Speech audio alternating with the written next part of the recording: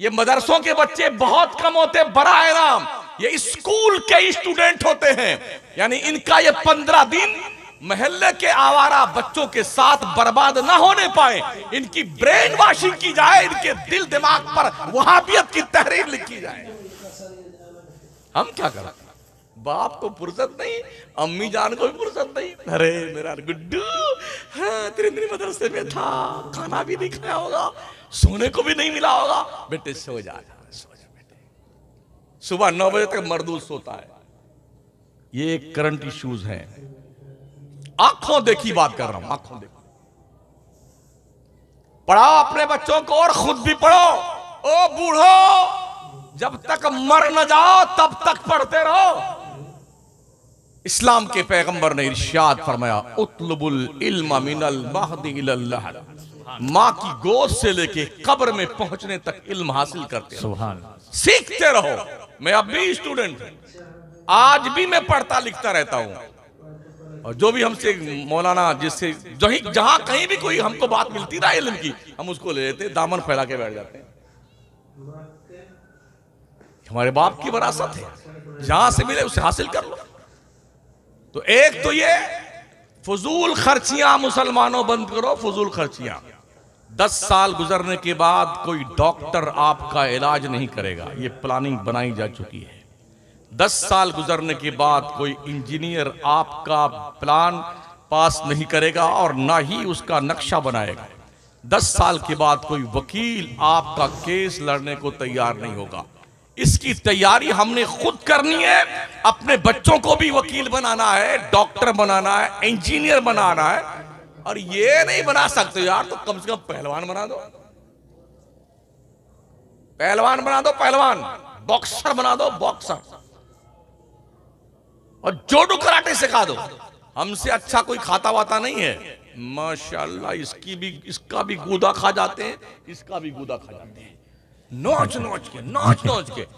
अगर हम मेहनत कर लेना और बॉडी ही बना लें तो 10वीं पास ही जरूरत होती है पुलिस में भर्ती होने के लिए, दरोगा बनने के लिए 10वीं पास है। थोड़ा सीना होना फुला उला लीजिएगा, दौड़ दौड़ करके, बॉडी मजबूत कर लीजिए और बढ़िया हैंडसम दिखिए, दौड़िए कम से कम 10-5 किलोमीटर, सिलेक्शन हो जाएगा आपका। और दूसरी जगह तो शायद आपका नंबर आए, इसलिए कि इतने बड़े बड़े खतरनाक सांप बिच्छू बैठे हुए हैं ना, बाज़ाब्ता आसन जमाए हुए, जहां देखा मीम उसे गोल करके हाय हवस कर दिया, खत्म कहानी। आपकी फाइल घूमती रहेगी, आज इस अधिकारी के पास, कल उसके पास, परसों उसके पास, तरसों उसके पास। आप जाएंगे, अच्छा इतना स्लो पॉइजन कमीने होते हैं ना, आपको एहसास तक नहीं होगा कि ये जो है बड़ा हमसे दुश्मनी रखना। क्या बात है, वेलकम भाई, क्या बात, खुश माशाल्लाह। आप परेशान मत हो, बिल्कुल आपके काम में हम लगे हुए हैं। ये चल रहा है ऐसा। बड़ी पैनी नजर इन मदरसों पे है लोगों की, बारीक बीनी से मदरसों की एक एक ईंट का जायजा लिया जा रहा है।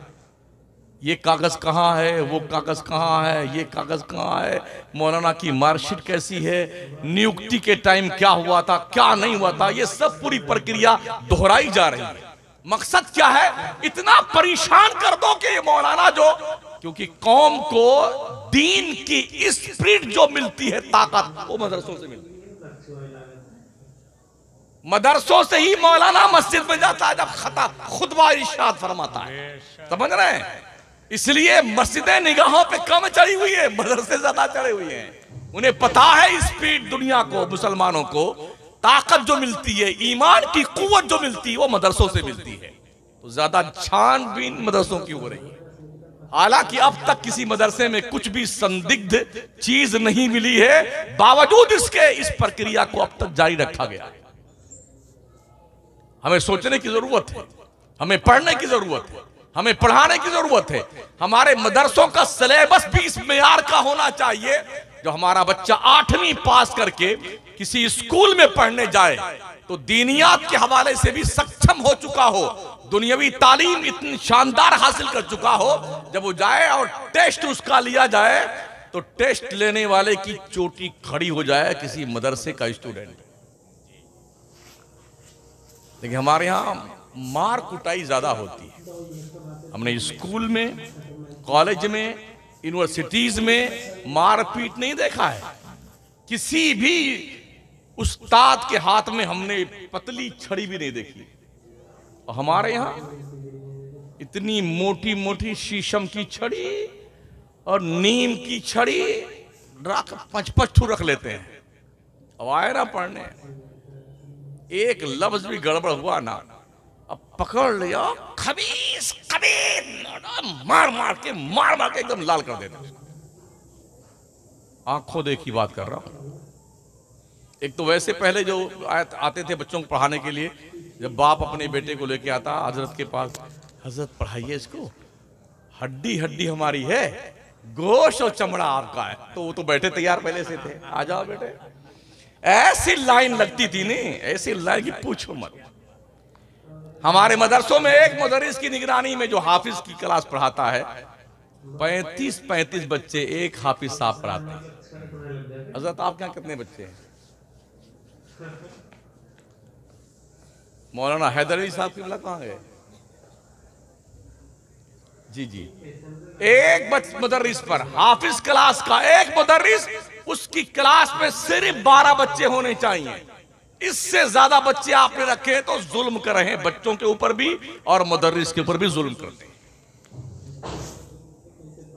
दूसरी बात यह, जब भी मुदर्रिस सिग्नेचर करने आए सदर मुदर्रिस के पास, तो हर मुदर्रिस का मोबाइल जमा करा लो उसी अपने ऑफिस में। जब छुट्टी होगी तब मोबाइल ले जाना अपना। हमने अपने यहां देखा, हमारे मदरसे में लेके बैठते थे मोबाइल। अब बेचारा वो आमोख्ता सुना रहा है, सबक सुना रहा है, क्या क्या सुना रहा है, अब कुछ तो समझ में आता नहीं। अब तो मस्त इसमें है ना। फिर चलते चलते जब कुछ थोड़ा होश आया,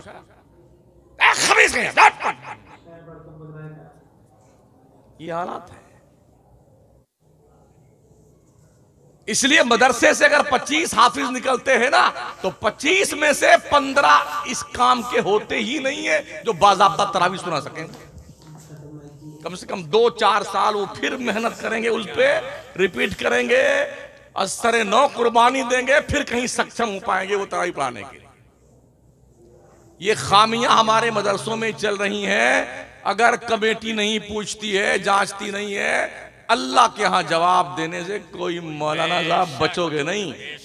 हाँ, इसलिए ये वक्त बर्बाद मत कीजिए। बच्चे आपके पास कौम की अमानत है। इस अमानत को अगर ढंग का नहीं बना सकते हो तो इस अमानत को बर्बाद भी मत करो। 8 साल, 7 साल पढ़ने के बाद, 9 साल पढ़ने के बाद, यकीन मानिए हमारे मदरसों से फारिग बच्चे सही मानों में अरबी नहीं बोल पाते, इल्ला माशाअल्लाह। साउथ में चले जाइए, दर्जा 3 का स्टूडेंट है, भर्राटे से अंग्रेजी बोलता है, अरबी बोलता है। क्या कमी हमारे यहां? अच्छा, कुछ लोग बगदाद शरीफ जाके बगदादी बन गए, कुछ जामिया अजहर पहुंचे तो अजहरी बन गए, और यहां आए तो फिर वही लेते रहे कि देते रहे। फिर क्या मतलब हुआ अजहरी बनने का जनाब? बगदादी और लीबियाई बनने का क्या फायदा हुआ? तो ये हमने अपने कान से सुना है। जुमला दोहरा रहा हूं, उनका है जिन्होंने फरमाया था, ससुरो पढ़ो चाहे ना पढ़ो, तो गवर्नमेंट ने हमें तनख्वाह दिया। अब क्या? वो अंधेरे ही भले थे कि कदम राह पे थे, रोशनी लाई है मंजिल से बहुत दूर अब है। जब 3000 रुपए तनख्वाह मिलती थी, मुदर्रिस अपने इल्म को अपने शागिर्द के सीने में उड़ेल देता था। उसकी ये सोच होती थी उस वक्त, दरख्त अपने फल से पहचाना जाता है। बेशक बेशक। आज माशाअल्लाह 80,000, 90,000, 1 लाख, 1.5 लाख, 1.25 लाख तक तनख्वाह सुनी है मैंने। तो अब तो अल्लाह ने फारिगुल बाल कर दिया। यार थोड़ी मेहनत करो अल्लाह के वास्ते, थोड़ी मेहनत करो खुदा के लिए, वरना क्या जवाब दोगे अल्लाह की बारगाह में। जब मैंने आज के 6 साल पहले अकबरपुर में जो है मदरसा निसारुल उलूम में तकरीर यही की थी, तो बड़े मौलाना नाराज हुए। अक्सर बेशतर जो मौलाना थे वो सरकारी माशाल्लाह। हाँ, अभी घंटी में 5-10 मिनट बाकी है। एक लड़के को भेज देंगे, जरा गाड़ी साफ क्या। अब उसका 5-7 मिनट 10 मिनट सत्यानाश, क्या जवाब दोगे मरने के बाद अल्लाह को?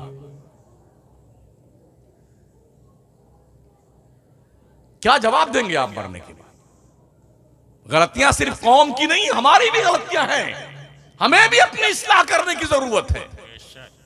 अगर हमने इस्लाह ना की तो हमारी इस्लाह करने के लिए कौम तो नहीं आएगी, वो डरती बेचारी यार कहीं कोई फतवा ना लगा दे। क्योंकि अभी ये तो बहुत ट्रेंड चल रहा है ना, लोग कलम लिए बैठे हैं, कब शमसुद्दीन एक लफ्ज बोले एक सुलह कुल्ली मरकज का बागी ओ गद्दारी मसला क्या आला लिए बैठे हैं बेटे। ये ट्रेंड चल रहा है और ये वो लोग हैं जो जहालत के नुक्ते कमाल पर तशरीफ रखते हैं। इन्हें यह पता नहीं है, इमाम अहले सुन्नत सईदी सरकार आला हज़रत ने फतावा रज़विया शरीफ में यह दर्ज फरमाया है, अगर किसी शख्स ने कलमे कुफ्र बका और 2 गवाहाने आदिल ने उसके कलमे कुफ्र बकने की गवाही भी दी, पूछे जाने पर कलमे कुफ्र बकने वाले ने इनकार कर दिया कि मैंने नहीं कहा है, उसकी इनकार ही उसकी तौबा मानी जाएगी।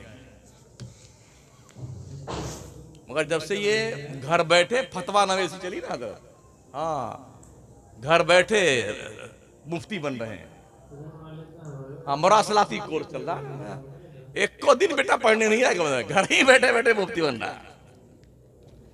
जरा पढ़िए ना, आला हज़रत ने जो इसकी शर्तें लिखी हैं कि मुफ्ती कौन हो सकता है, अगर उसका जायजा लिया जाए ना तो दूर दूर तक ये मक्खियां भिन भिनाती हुई नहीं दिखती हैं। कलम की ताकत मामूली होती है, ऐसे ही रब ने नहीं फरमाया नून वल कलमी वमा यस्तुरून, कसम है कलम की, और कलम जो कुछ भी लिखता है रब ने उसकी कसम उठाई है। कलम में दम होता है, दम। जब से लोगों ने सुना कि कलम में कोई दम होता है तो वो जाहिल जट जो अरबपति खरबपति बंबई में, दारूखाना में, भारत बाजार में, और जी सोनापुर में, खुरला में बैठे ना, जिनको कुछ पढ़ना लिखना है, इतने मोटे हाजी साहब हैं कुछ नहीं पढ़े लिखे हैं, तो वैसे कलम पकड़ करके टिटहिरी की टांग बना के दस्तखत करते हैं। तालीम पैसों से नहीं आती है, ज़ालिका फज़लुल्लाह यूती है मन यशा, ये अल्लाह का फजल है जिसे चाहता है। सुभान अल्लाह, सुभान अल्लाह। असातिज़ा की जूतियां सीधी करनी पड़ती है, मेहनत करनी पड़ती है, आहे सहरगाही के नारे लगाने पड़ते हैं, अपने दिलों को जलाना पड़ता है अल्लाह और रसूल के कानून के दायरे में रख करके। आलू की तरकारी खा खा करके। हम भी जिस मदरसे में पढ़ते थे ना, माशाल्लाह इतना बड़ा पतीले में दाल बनती थी, उसमें गुस्ल फरमा लो ना तो मजा आ जाए, लगता है पानी से नहा रहे हैं, पानी से। एक को दाल नहीं मिली उसमें, एक भी दाल नहीं। इस तरह लोग पढ़ते हैं मदरसों में। हमारे लोग क्या करते हैं, अपने बच्चों को सबसे पहले इंग्लिश पढ़ाएंगे। इस्लाम मना नहीं करता है, लेकिन पहले मुसलमान बना दो यार, ठीक है ना। तो अगर कोई अच्छा खूबसूरत लड़का पैदा हुआ तो दोनों कूदेंगे, इंशाल्लाह डॉक्टर बनाएंगे, इंशाल्लाह इंजीनियर बनाएंगे, इंशाल्लाह इसे वकील बनाएंगे। और कोई लड़का थोड़ी एक छोटी आंख हो गई, एक बड़ी आंख हो गई, एक हाथ थोड़ा छोटा बड़ा हो गया, पैर थोड़ा आड़ा टेढ़ा, इंशाल्लाह इसे मौलाना बनाएंगे, इसे हाफिज जी बनाएंगे। और उसके लिए कॉन्वेंट में जिस बच्चे को भेजा जाता है ना, गुड्डू की अम्मी 4 बजे जागती हैं सुबह सुबह, हाँ, नहलाना धुलाना, कपड़ा इस्त्री करना और टाई लगाना, जूते पहना, मोजे पहनाना, सुरमा लगाना, काजल लगाना, खुशबू लगा, नजरा पाड़ देना। अब बढ़िया से पराठा भी घी में तला हुआ और अंडा भी उसमें माशाल्लाह बना के आमलेट रख दिया गया, टॉफी भी रख दी गई, पैसा भी रख दिया गया। सब बन के तैयार हुआ ना तो अब वो चुप पे आगे जगती, अरे गुड्डू के पापा उठिए ना, टाइम हो गया स्कूल का। अब बेचारा आंखें मीचता हुआ उठता है, कभी कभी चड्डी बनियान में मोटरसाइकिल इस्टा के पहुंच जाता है स्कूल छोड़ने। और जो बेचारा मदरसा जाता है ना, मदरसा ये प्रैक्टिकल है, मैं ऐसी लॉजिक नहीं पेश करता जो बाउंसर जाए। बम्बई में जो छोटी छोटी मदरसे चलते हैं ना, जो मगरिब इशा के बीच में, उसमें ज्यादा अंदाजा हुआ देख करके। उस बच्चे का हाल जानते हो क्या होता है? पूछो मत। ढंग का कुर्ता नहीं, फटी फटी बनियाइन पहने हुए, फटाफटा नेकर पहने हुए, जूती चप्पल भी नहीं बेटा के पास में, ना कोई एहतमाम, ना नहलाना, ना काजल लगाना, ना सुरमा लगाना, और ये दोनों नाक से दो नली बहती है यूं ऐसे। कभी कभी वो जबान शरीफ को यूं हरकत देता है तो सब अंदर तशरीफ ले जाता है, और कभी यूं पूछता है तो लगता आरा रोड लगा हुआ है। तो थप्पड़ मार दी, जनाब जी को 2 घंटा दिमाग चाट के ना जनाब जी का। 4 वरक ये सन कुरान का आगे का पड़ गया, 4 वरक पीछे का पड़ गया। उस माँ को ये तौफीक नहीं होती कि इस बच्चे को कम से कम ढंग का ये सन कुरान को दिला दे। 2 घंटा फुर्सत मिली, अब माँ गप्पे लड़ाने के लिए बैठ गई। मगर सुन लो, जब तुम मरने लगोगे ना, जब तुम्हारी मौत आएगी, कल्ला इज़ा बलगति तराकी वकीला मन राह, जब जान गले में अटक जाएगी तो फिर क्या, अरे किसी पढ़ने वाले को बुलाइए। तो तेरा डॉक्टर बेटा कहीं गुर्दा चोरी कर रहा होगा, तेरा इंजीनियर शहजादा कहीं फर्जी दस्तखत करवा करके बिल पास कर रहा होगा, तेरा लॉयर कहीं काला काला कोट पहन के, काला काला कलम लेके, काला काला काम कर रहा होगा। वही एक लंगड़ा लूला, दोनों नली बहने वाली, फटा पुराना कपड़ा पहनने वाला, वो उठेगा, कुरान लेके बैठेगा, ला ये मेरा बाप है, ये मेरी माँ है, परवरदिगार का इसको वक्त आ गया है मौत का, तो रूह आसानी से निकाल दे। बेशक बेशक। वही लेके यासीन बैठेगा पढ़ने के लिए। इसलिए उन बच्चों की कदर को जो बच्चे मदरसों में पढ़ते हैं, इन मदरसों के बच्चों के पैरों तले अल्लाह के फरिश्ते नूरानी पर बिछाते हैं साथियों। और मदरसे के बच्चों को टूटा हुआ कलम अगर कोई तोहफे में देता है तो मैदान जंग में जाने वाले मुजाहिद को तलवार देने ज्यादा सवाब का काम है। सुभान अल्लाह, सुभान अल्लाह, सुभान। ईसाई दुनिया में जब ये फैसला हो रहा था, औरत सरापा नापाक है, औरत को अधिकार नहीं है कि वो पाक इंजील को छू सके। यहूदियों के यहां भी यही, औरत चुड़ैल होती है, ये हरदम जो है मर्दों को फांसने के चक्कर में रहती। ये यहूदी दुनिया का फतवा है। हमारे मुल्क के बिरादराने वतन का भी अलग फतवा था, है? ये भी अंडसंड औरतों कहा करते थे। लेकिन सुन लो, जिस वक्त ईसाइयों के पोप और पादरियों ने ये फतवे दिए थे, औरत नापाक होती है, वो पाक इंजील को टच नहीं कर सकती, उस जमाने में करतबा की जामा मस्जिद के पास के महल्ले में, एक महल्ले में 170 बच्चियां ऐसी थी जिन्होंने अपने कलम के जरिए से एक नहीं कई कई नुस्खे कुरान के लिख डाले थे उस जमाने में। हमें जरूरत इस बात की है कि हम बच्चों को भी तालीम दें और बच्चियों को भी तालीम दें। बच्चे और बच्चियों के बीच में तालीमी लियाकत के हवाले से तमीज करना, फर्क करना, ये लड़की है इसे कम पढ़ाया जाए, ये लड़का इसे ज्यादा पढ़ाया जाए, इस जंगलीपन का जवाब अल्लाह के यहां देना पड़ेगा। समझ रहे हैं? साथ ही साथ दोस्तों, कोशिश कीजिए इस बात की, हमारे इमाम आजम अबू हनीफा रहमतुल्लाह ताला ने मसले कफात बयान किया है, कुफू का मसला। अगर बहुत पढ़ा लिखा लड़का है तो घसियारन लड़की से शादी मत करना उसकी, और अगर पढ़ी लिखी लड़की बहुत ज्यादा है तो भैंस चराने वाले लड़के से शादी मत कर देना। थोड़ा बराबरी देख लेना यार, वरना गड़बड़ी होगी ना तो मामला गड़बड़ी हो जाएगा। मसले कुफू अपनी जगह पर मुसल्लम है। बहुत सारे मामलात में ये बातें देखी जाती हैं जो हमारे मसलक के रोशनी में है, मजहब मुहज्जब की रोशनी में। समझ रहे हैं? वरना मामला गड़बड़ ही होगा। बहुत काला कलूटा लड़का, उसकी शादी एकदम गोरी लड़की से मत कर देना, वरना वहां भी झगड़ा होगा। और एकदम गोरे लड़के की शादी भुजैटी लड़की से मत कर देना। अच्छा, बहुत सारे ऐसे हैं दोस्त हमारे जो खुद तो बिल्कुल हमारी टोपी की तरह है, एकदम काले काले, वो बड़का वाला कौवा नहीं होता, हाँ ऐसे काले काले खूबसूरत। जब कहेंगे अम्मी जान ऐसी लड़की लाना दुल्हन मेरी जैसे ये ट्यूबलाइट चल रही है, इतनी खूबसूरत होनी चाहिए। अरे महोदय जी कभी अपने रुखे ज़ेबा की ज़ियारत तो फरमा लीजिए आप, आईना शरीफ में ढूंढते निकलते हैं, ढूंढने निकलते हैं। हमारे यहाँ भी एक बच्चे ने कहा अम्मी ऐसी लड़की ढूंढना शहर में जिसकी आंखें भूरी भूरी हो। बड़ी मुश्किल से हदाते एक मिली ना, वो भी मर गई निकाह से पहले। क्या क्या शर्तें बेटों की है।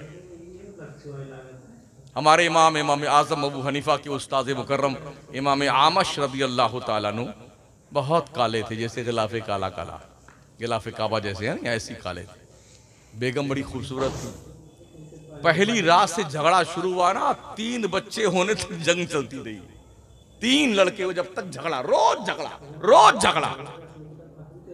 आखिरकार एक दिन जो है बेगम साहब बहुत टेम्पर हाई था उनका, कहा आज रात भर कसम खुदा की तुमसे बात नहीं करूंगी।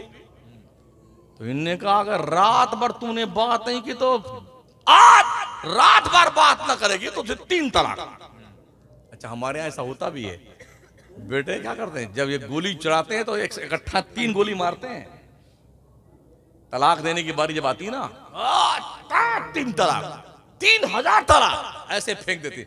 अब जब हमारे मुफ्तियाने कराम की बारगाह में आते हैं, इसकी प्रक्रिया जब समझ में आती, नहीं हजरत मैंने ऐसा नहीं कहा था, हजरत मैंने यूं कहा था, हजरत मैंने ऐसा नहीं कहा था, मैंने तो गुस्से में तलाक दिया।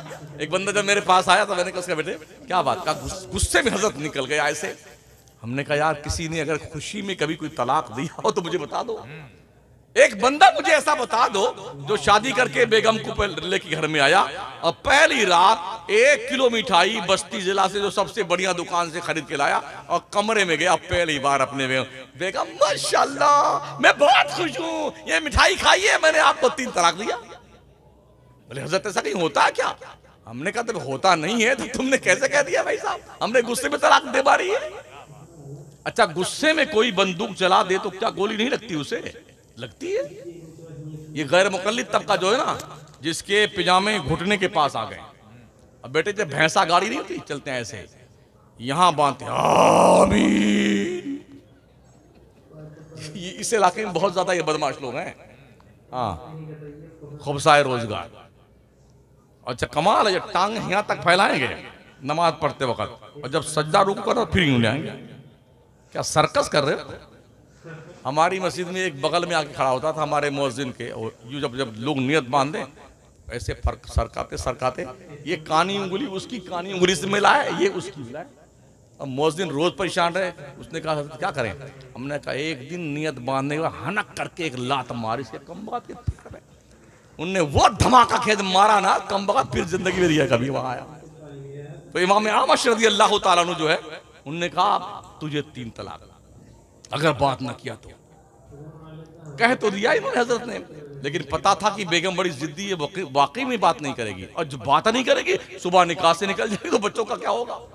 भागते हुए इशाबाद इमाम आजम के पास आए। अरे कहा बेटे नौमान, अरे उस्ताद गिरामी वकार आप कैसे तशरीफ लाए? अरे हमको बुला लेते आप। अरे कहा नहीं बेटे बड़ी जरूरी बात आ गई थी। क्या हुजूर फरमाए क्या बात है? कहा तुझे तो पता तेरी उस्तानी अम्मी कितनी जिद्दी है। कहा हाँ वो तो है हजरत। क्या हुआ? कहा उसने तो ऐसा कहा तो मैंने ऐसा कह दिया। कहा कोई बात नहीं तुम, अरे बेटे कोई रास्ता तो निकाल, कोई रास्ता निकाल वरना सुबह ही निकल जाएगी निकाह से। कहा अच्छा। मस्जिद के मुअज्जिन को बुलाया। कहा मुअज्जिन साहब आज फजर की अजान वक्त से 1 घंटा पहले देनी आपको, याद रखना। कहा ठीक है लगा देंगे। चले गए। अब वो गए घर अपने, जाते जाते कहा बेटे नौमान मुअज्जिन को बता देना